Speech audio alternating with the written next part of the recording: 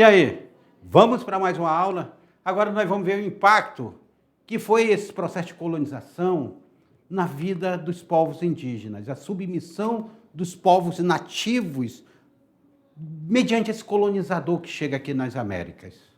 O colonizador chega, conquista, domina, escraviza, explora, mata, leva a riqueza embora. O indígena permanece, luta, resiste, mas não é tão forte.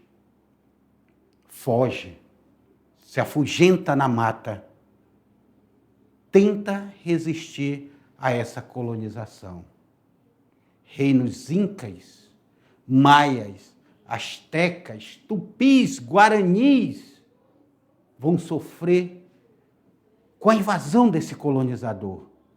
Uma descoberta que não foi tão descoberta assim, mas uma descoberta que trouxe conquista, trouxe a arma, trouxe o cavalo, trouxe a doença, trouxe a dizimação, trouxe a aculturação, trouxe o sofrimento, a dor de um povo que aqui vivia, de um povo que sofreu, de um povo que morreu. Na tela para vocês, que a nossa aula de hoje é a 44.1, que vamos trabalhar sobre a submissão dos povos nativos da América. E a gente começa já. Quais foram as causas da conquista da América? O que causou essa conquista da América? O que levou essa causa das conquistas? A conquista da América Espanhola ocorreu principalmente por meio de violência.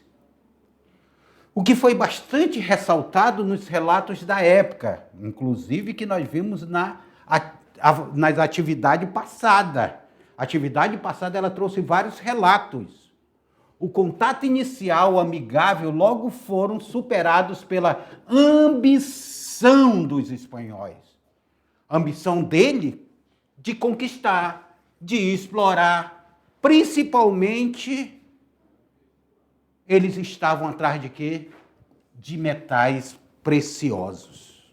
De metais preciosos. E esse espanhol, ele chega trazendo este conflito com esses povos nativos. E ele chega de cavalo, ele chega de arma, ele chega com a pólvora, ele chega com a lâmina. E o povo tenta resistir nos seus arcos e flechas e suas armas primitivas. Não vão ser páreo para essa conquista. O que os espanhóis queriam? Quando eles descobrem que eles usavam utensílios de ouro e não davam valor, eles vão dizer, nós queremos esse ouro de vocês. Vocês são obrigados agora a trazer esse ouro de vocês. Eles formam as mitas e outras formas de subjugar esses povos nativos. O próprio Atahualpa vai ser preso e vai ser obrigado o seu povo a encher um quarto de ouro para os espanhóis trazerem para a Europa. A Espanha forma a sua riqueza com base nesse ouro. Dia desse eu estava assistindo uma série, não sei o que, de papel lá, que eu não posso falar da série porque ela não é do YouTube, senão o YouTube derruba a gente. Mas essa série aí, ela mostrava um grupo de pessoas roubando ouro espanhol. Aí eu fiquei pensando, será que esse ouro espanhol que estava lá guardado até hoje não faz parte desse ouro que foi trazido da América e até hoje está de riqueza lá pelos espanhóis? Esses dias eu vi a Inglaterra tendo joias roubadas. Eu digo, será que essas joias que estão roubando na Inglaterra não foram ouros que eles roubaram da América brasileira, quando o Brasil, no século XVIII, descobre ouro? Porque os espanhóis descobriram o ouro bem antes dos colônios portugueses. Já no século XVI, os espanhóis começaram a explorar ouro. século XVI e século XVII, os espanhóis estão aí há 200 anos à frente dos portugueses, explorando o ouro da América Espanhola, com os incas, com os maias, com os astecas. Os portugueses só vão descobrir ouro na América Portuguesa a partir do século XVIII. São 200 anos depois. Então, nós vamos nos deparar com esse processo. É um processo longo, um processo de exploração e um processo que quem vai sofrer com tudo isso são os povos nativos da América. Vão sofrer com esses espanhóis que vêm conquistar, vêm trazer a doença. Carilga conquistou. Na tela para vocês. O aval da igreja. Vocês sabiam disso? Que a igreja chancelou? A igreja apoiou? Não? A igreja católica durante o século XV era extremamente importante porque as decisões decretadas pelo Papa estavam acima das decisões do rei. Cara, uma bula papal valia mais do que um decreto real, porque a igreja era a única instituição que era centralizada. Então, ela mandava na Espanha, ela mandava em Portugal. E o Papa tinha um poder muito grande. A terra que foram consideradas espanholas pela igreja, porque a igreja chancelou os tratados, o Tratado de Tordesilhas foi chancelado pela igreja, que dividiu o mundo entre Portugal e Espanha. As terras que foram consideradas espanholas pela igreja estavam duas grandes civilizações, os astecas e os incas. E essas civilizações eram reconhecidas pelo avanço do estilo de vida. Possuíam um largo conhecimento sobre inúmeros assuntos, além de possuírem grandes construções e formarem sociedades extremamente complexas e organizadas. Aí vem a vitória espanhola. A vitória espanhola sobre os nativos, à custa desse extermínio desses povos nativos. Na maioria dos casos, os espanhóis lutavam em cenários extremamente adversos, pois estavam em número consideravelmente inferior a dos nativos. Só que eles tinham armas, eles tinham pólvora, eles tinham lança, eles tinham cavalo, eles tinham navios. E o império não resistiu. Foi conquistado.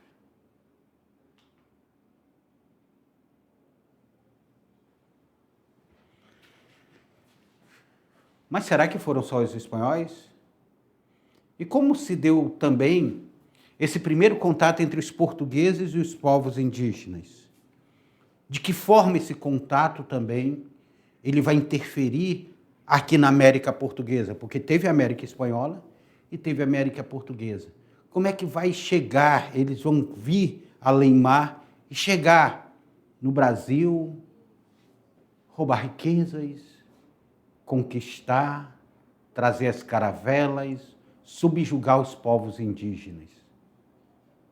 Que a América Portuguesa depois vai virar o Brasil, não fragmentado como foi a América Espanhola, mas sim dentro dessa unidade que vai de norte a sul, de leste a oeste. Na tela. Os primeiros contatos entre portugueses e indígenas se deu logo da chegada dos portugueses em 1500. Eles chegaram, então, no final do século XV, no último ano aí do século XV. Foi marcado pela tomada da posse das terras e um choque cultural. Embora alguns historiadores chamem esse momento de encontro de culturas, mas será que a palavra certa é um encontro de culturas? O que vocês acham? Seria esta a palavra certa? Encontro de culturas? Mas na prática foi um desencontro de culturas. Caracterizado por quê? Pela violência, pela submissão, pelo extermínio desses povos indígenas.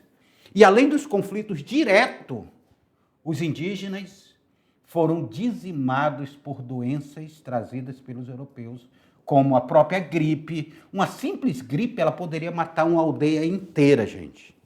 A tuberculose, doenças venéreas como a sífilis, porque as indígenas eram violentadas por esses conquistadores. Existe o direito dos povos indígenas? Então vamos ver o que fala a Declaração Universal do Direito dos Povos Indígenas. Os povos indígenas têm direito coletivo de existir em paz e segurança, como povos distintos, e de serem protegidos contra o genocídio, assim como direitos individuais à vida, à integridade física e mental, à liberdade e segurança da pessoa. Essa é a Declaração Universal dos Direitos dos Povos Indígenas. Agora, um grande indígena brasileiro, pesquisador, escritor, doutor, Ailton Krenar. Ele fala: o amanhã não está à venda. Temos que proteger o hoje.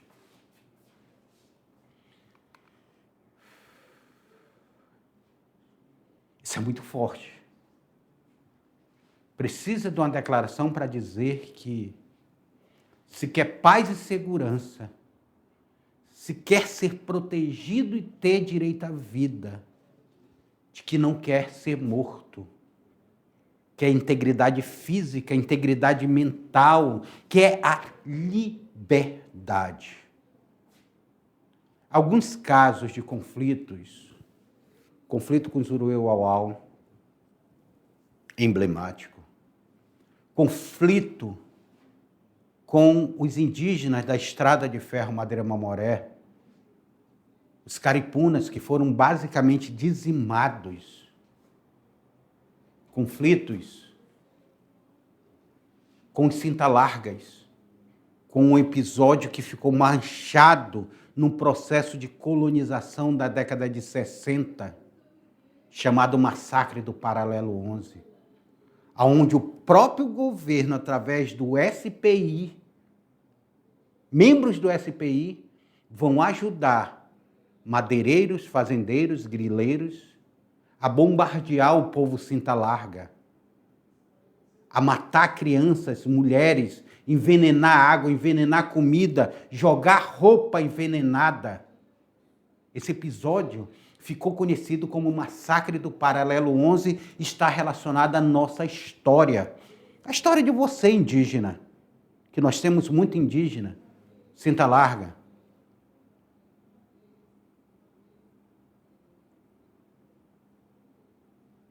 Desculpa, mas percebam vocês o quanto essa história ela ainda está presente dentro do nosso dia a dia. Quantos parentes de vocês sobreviveram a esse massacre? Estão hoje aí lutando ainda para não ter sua terra invadida. Se você olhar um mapa de Rondônia, os únicos locais que ainda não foram desmatados em Rondônia foram as terras indígenas e os parques de preservação ambiental. Rondônia, o restante, está derrubado. É por isso que nós desenvolvemos o projeto de educação ambiental e de reflorestamento de algumas áreas degradadas. Faça esse projeto, filme, mande para nós, porque há tempo ainda. Assista um documentário que eu coloquei para vocês nessa extra classe chamada Rios Voadores. Assistam. Pesquise sobre o Massacre do Paralelo 11. Pesquise sobre a trilha dos Uruê-Uauau. Documentário também muito bom. Inclusive caiu no último concurso sobre o povo Uruê-Uauau. Pesquisem. Se aprofundem. Leiam mais sobre a questão indígena. Sobre a história do nosso estado. Falar nisso, nós daqui a um dia vamos estar com história regional, história de Rondônia. Na tela para vocês. No século XVI, poucos empreendimentos foram efetivados no território colonial. As principais realizações portuguesas utilizavam mão de obra indígena escravizada. Então, os indígenas, eles vão, depois dessa amizade que existia de início, da extração do pau-brasil, depois eles vão ser escravizados pelos portugueses. Foram nomear algumas localidades no litoral, confirmar a existência do pau-brasil e construir algumas feitorias. Então, esse foi o processo de colonização aí no início do século XVI. Até que, em 1534, eles criam a capitanias hereditárias. Começa o processo de colonização efetiva do Brasil. Esse desencontro de culturas que nós colocamos, promovido pelos primeiros contatos entre os europeus e os indígenas, ganhou uma nova forma de partir em 1516, quando Dom Emanuel I, que era o rei de Portugal naquele momento, Dom Emanuel I, enviou navios do novo território para efetivar o povoamento e a exploração. Os indígenas resistiram à tentativa de submissão e extermínio, impulsionado rapidamente, e expulsaram os portugueses. Vão expulsar os portugueses, vão dizer, não, nós não queremos ser submissos, nós não queremos essa submissão. Até que chega em 1531. O monarca português agora não é mais Dom Emanuel I. Em 1516 era ele. Agora em 1531 já era Dom João III. Enviou Martim Afonso de Souza ao Brasil. Martim Afonso de Souza ele vem numa expedição exploradora para o Brasil. Ele era o capitão-mor da esquadra e das terras coloniais e visava efetivar a exploração mineral e vegetal da região e a distribuição de Seis Marias. O que são Seis Marias? Distribuição de terra, gente. Terras. Seis Marias são terras. Que depois ele vai criar as capitanias hereditárias. A submissão e o extermínio dos indígenas pelos europeus estavam apenas começando na história do Brasil. E até hoje, né? Nós temos conflitos de indígenas com o homem branco.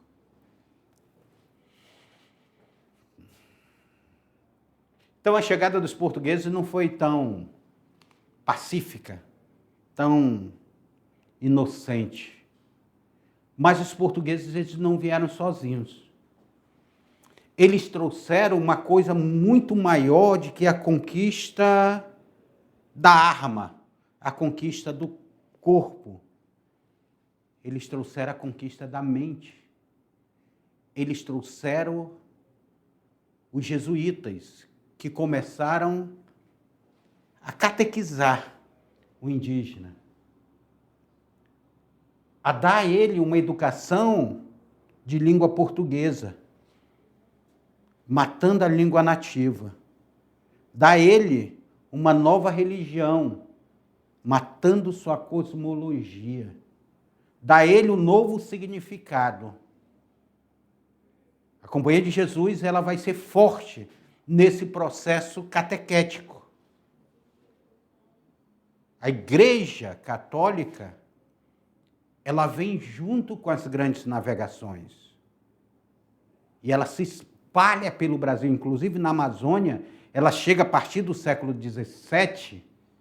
Ela ocupa aqui a Amazônia, os rios amazônicos viram arraiais jesuíticos. Século XVIII, isso vai se fortalecer, até eles assinarem o Tratado de Madrid, em 1750, utilizando a filosofia Ultiposidetis, que ocupa é o dono. E eles já estavam ocupando toda a Amazônia. Na tela. Vamos ver quem são esses jesuítas. Qual é o papel deles dentro desse contexto? A atuação jesuítica na América Portuguesa e Espanhola. A Companhia de Jesus, olha aqui, ó, daqui eu chamo a atenção para vocês. Os jesuítas tanto vão participar da América Portuguesa quanto da América Espanhola, tá bom? A Companhia de Jesus, fundada em 1534 por Inácio de Loyola, e depois chancelada pelo Papa, é claro, os jesuítas chegaram ao continente com a missão de converter os indígenas ao cristianismo e educá-los segundo os valores europeus. Então, você vai ter uma educação para dentro dos valores europeus. Moral, valores, costumes, língua. E desenvolveram um sistema de aldeamentos. Esse sistema de aldeamento foi conhecido como missões ou reduções, onde catequizavam e organizavam os nativos. Então, como era que se chamava esse sistema de aldeamentos? Missões ou reduções. Esse indígena, então, ele passou a ser controlado. O indígena que vivia numa floresta livre, ele passa a ser controlado e ser colocado dentro de missões jesuíticas ou reduções jesuíticas. Era um sistema de aldeamento onde os índios desciam para lá, eram levados para lá, e eles colocavam várias etnias juntos. Eles viam o indígena como uma coisa só. Lembra no direitos dos povos indígenas, direito universal dos povos indígenas, que fala, nós não somos um só povo, nós somos vários povos. O indígena não é só um. O Cinta Larga é diferente do Caxarari, é diferente do Caripuna, que é diferente do Amondaua, que é diferente do Ajuru, do Sacarabiá, do Guaraçuguê, que é diferente do Pacaás, do Uari, do Oronau, do Oroate, Oromô, que é diferente de todos os outros povos indígenas.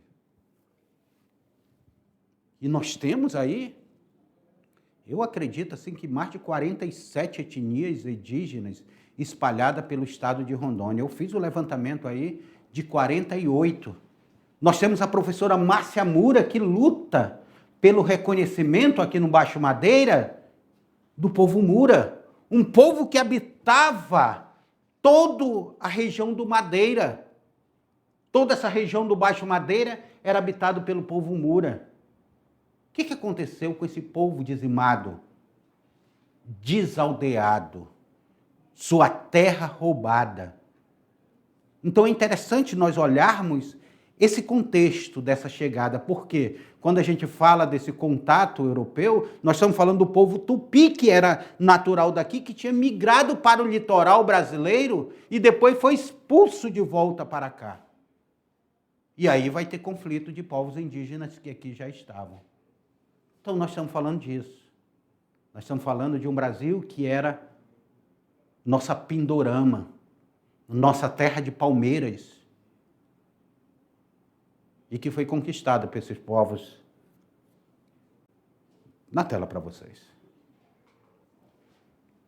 O papel dos jesuítas no Brasil, os jesuítas chegavam ao Brasil em 1549, com Tomé de Souza e Manuel da Nóbrega. Criaram um colégio de missões para conter os indígenas. Formavam aldeias chamadas missões ou reduções. Enfrentavam resistência dos colonos, pois os colonos queriam o quê? Escravizar os indígenas. Já os jesuítas, a princípio, eles protegiam os indígenas dessa escravização. Só que os indígenas também trabalhavam com os jesuítas, aqui na Amazônia, na extração das drogas do sertão. Esses jesuítas, eles foram expulsos pelo Marquês de Pombal e em 1759 eles vão ser expulsos do Brasil. O Marquês de Pombal tem uma briga com eles lá em Portugal e expulsa esses jesuítas. E no Império Espanhol, como era que se dava essas reduções jesuíticas, esses aldeamentos? Se destacavam no Paraguai, na Argentina e na Bolívia, onde criaram as reduções guaranis, o povo guarani. Depois vocês vão pesquisar sobre as guerras guaraníticas. Notem aí, aluno, para vocês pesquisarem. As guerras guaraníticas. Note aí. Ou então assistir, vem cá comigo. Ou então, busque aí no YouTube, que tem no YouTube, um filme chamado A Missão, que fala desses padres espanhóis que estavam ali no sul do país. A cena do filme, vou dar um spoiler aqui para vocês, a cena do filme, é um padre amarrado numa cruz, descendo as cataratas de Foz do Iguaçu, do Rio Iguaçu. Assistam, que vocês vão ver como é interessante esse filme. Volta aí na tela. Nossa comunidade, os indígenas, eram instruídos na fé cristã e aprendiam as técnicas agrícolas e artesanatos. Era quase a mesma questão dos espanhóis e dos portugueses. Essas reduções eram economicamente autossuficientes e resistiam à exploração dos colonizadores. E muitas vezes tinham guerra, tá? Entre o colonizador e os jesuítas que estavam dentro das missões. Em 1767, os jesuítas foram expulsos também da América Espanhola pelo rei Carlos III. Se aqui no Brasil foi em 1759, lá não demorou muito também para Carlos III expulsar os jesuítas da América Espanhola e dominar e poder escravizar tranquilamente os povos indígenas. Impacto da atuação dos jesuíticas. As missões ajudaram na preservação da língua e da cultura indígena, mas também impuseram os valores europeus. Eu chamo até a atenção para vocês, o Paraguai, ele é bilíngue, vocês sabiam disso? Ele fala o espanhol e ele fala o guarani. Aqui o Brasil era para ser bilíngue, era para nós falarmos o tupi e o português. Só que o Marquês de Pombal proibiu a língua tupi, que era muito comunicada aqui dentro do Brasil. Aqui dentro do Brasil passou a ser comunicada apenas em português, porque foi uma imposição do Marquês de Pombal. Na tela. Diferente dos espanhóis. Os espanhóis ainda vão preservar essa língua. Ainda preservam essa questão da língua e da cultura indígena. Aí nós temos aí a expulsão dos jesuítas. Leva à decadência dessas reduções e o aumento da exploração do indígena. O indígena agora ele estava à mercê do colono. Ele podia ser explorado da maneira que ele quisesse. Lá no Rio Grande do Sul, nós temos ainda muitas ruínas jesuíticas, que são hoje patrimônio histórico e cultural. 7 povos das missões, ali na região sul do país. Essa influência jesuítica na educação perdura até hoje. A educação, tanto no Brasil quanto na América Espanhola, ela foi uma educação controlada pelos espanhóis. Aí eu trago vocês para essa figura desse extermínio desses povos. Muitos povos que viviam, e eram muitos, desapareceram. Assim mesmo como em Rondônia, o índio do buraco se tornou o último indígena da etnia Tanaru, segundo os dados oficiais, mas nós vamos provar que existe ainda indígena Tanaru. E muitos desapareceram aqui, muitas etnias que existiam aqui em Rondônia, no Amazonas e no Brasil inteiro, simplesmente desapareceram. O povo Juma, aqui pertinho de nós, está desaparecendo.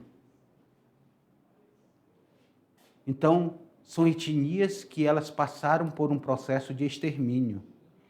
O povo caripuna quase desapareceram. Estão querendo incorporar eles com os caritianas. E eles tentam resistir.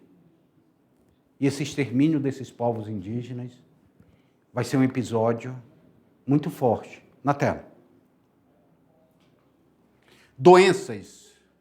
Contato dos nativos com as doenças trazidas pelos europeus foi mortal. A varíola, principalmente, dizimou vilas e aldeias inteiras, gente, de maneira epidêmica e fulminante.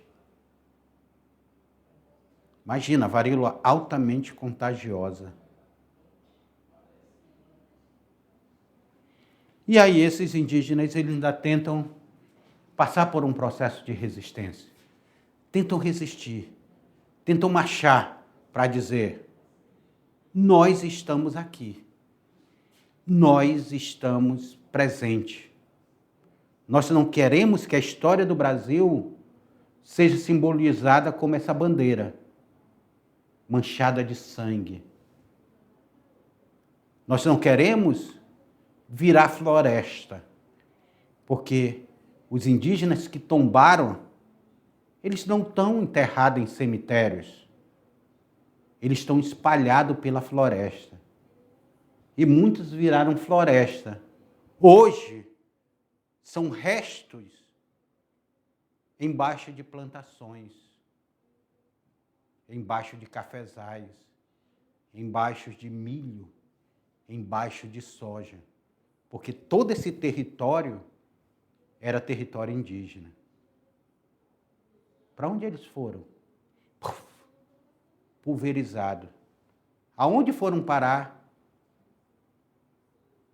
Os milhares que tinham, foi detectado 80 mil, mas estima-se que existiam mais de 200 mil indígenas, ou muito mais, aqui na região. Desapareceram. Na tela, passaram por esse extermínio. Superioridade de armas. As armas utilizadas pelos espanhóis eram notadamente superiores, pois as armaduras de metal dos espanhóis garantiam importante proteção, além do uso da espada, das bestas, dos arcabustos.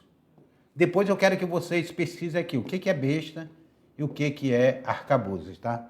Faça essa pesquisa aí, para vocês olharem a foto aí, dessa besta aí que parece uma flecha. Mas vocês vão ver aí o que é uma besta. Aliança. A conquista dos incas e dos astecas só foi possível porque inúmeros outros povos conquistados por incas e astecas aliaram-se aos espanhóis na esperança de se libertar dos seus algozes. Só que muito pelo contrário. Eles se aliaram, depois eles dizimaram esses povos também. A colonização portuguesa teve como principal característica a submissão e o extermínio de milhões de indígenas. O processo de colonização portuguesa no Brasil teve um caráter semelhante ao processo de colonização do restante da Europa, das colonizações europeias, como a colonização espanhola que conquistou e exterminou os povos indígenas. Então, aqui nós observamos que essa chegada de portugueses e espanhóis na América, eles trouxeram um processo de aculturação, dizimação, submissão, exploração, morte, doença, epidemia. E o que ficou? Uma exploração que vai perdurar por séculos. E um povo que resiste até hoje. Um povo que luta. Um povo que busca sua liberdade. Um povo que busca seu reconhecimento. Um povo que busca o seu território. Povos indígenas do Brasil, povos indígenas de Rondônia. Lutem sempre para vocês estarem inseridos dentro desse contexto histórico. Construa a sua história. E aqui chegamos mais a um fim de uma aula de história. Mas essa aula não termina aqui, nós temos a parte 2 dela. Vamos fazer revisão dela e vamos fazer atividade. Até lá!